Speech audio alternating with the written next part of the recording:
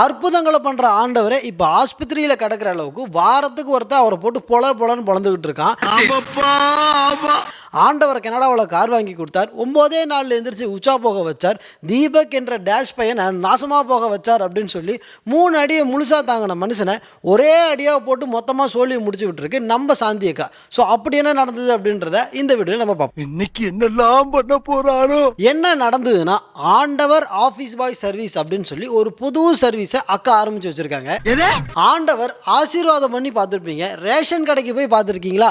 இதை பார்த்துட்டு வாங்க. ஆண்டவரே நீங்க கூட வாங்க, நான் ரேஷன் கடைக்கு போறேன், என் கூட வாங்க. அக்காவுக்கு குசும்பு அதிகம், ஆம்பளைக்கு இவ்வளவு கூட்டம் கம்மியா இருக்கும்னு ஆண்டவரை கூட்டிட்டு போய் அங்கேயே நிக்க வைக்க பாக்குது.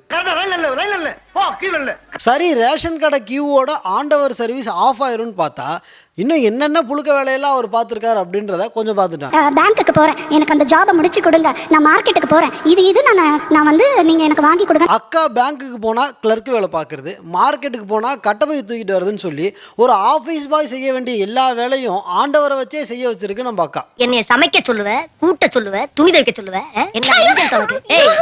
இவ்வளவு நேரம் ஆண்டவரை போட்டு பொலன்னு பொழந்துட்டு டக்குன்னு ஃபீலிங்ஸை கிளப்புற மாதிரி ஒரு உருட்டி விட்டுருக்கு பாருங்க. ஒரு நாளைக்கு மறந்துட்டு நான் வெளியில போயிட்டேன், என்கிட்ட நீ சொல்லவே இல்லையே அப்படின்னாரு. அக்கா ஆண்டவர்கிட்ட சொல்லாம வெளியே போயிடுச்சாமா. என்கிட்ட நீ சொல்லவே இல்லையே அப்படின்னு சொல்லி அக்கா கிட்ட ஆண்டவர் ஃபீல் பண்ணாராமா. ஆமா, பெரிய டீச்சர் போடி வேலைய பாரு. ஏக்கா, எனக்கு ஒரு ஐடியா. நீ தான் ஆண்டவரை எல்லா இடத்துக்கும் கூட்டிட்டு சுத்துற இல்ல, அப்படி இருக்கும்போது இங்கேயும் கூட்டிட்டு வந்திருக்க வேண்டியதானே, ஏன் நீ மட்டும் தனியா வந்து கத்திக்கிட்டு இருக்க?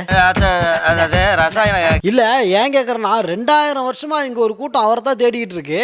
அப்படி இருக்கும்போது அவர் உன் வீட்டுக்கு மட்டும் வந்தாருன்னு தெரிஞ்சா பஞ்சாயத்து ஆகி போகும்ல, அதனாலதான் கேட்டேன்.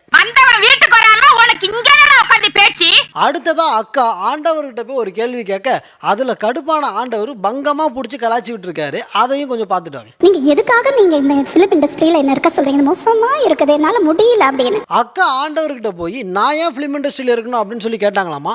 அதுக்கு ஆண்டவர், ஹே இரு, நீ எங்கே ஃபிலிம் இண்டஸ்ட்ரியில் இருக்க? உன் மூஞ்சியை முழுசாக மூவியில் பார்த்தே பல வருஷம் ஆகுது. அதுக்குள்ளே 4 ஆஸ்கரும் 40 புரஸ்காரம் வாங்கிட்ட மாதிரி எதுக்கு பீத்தல்?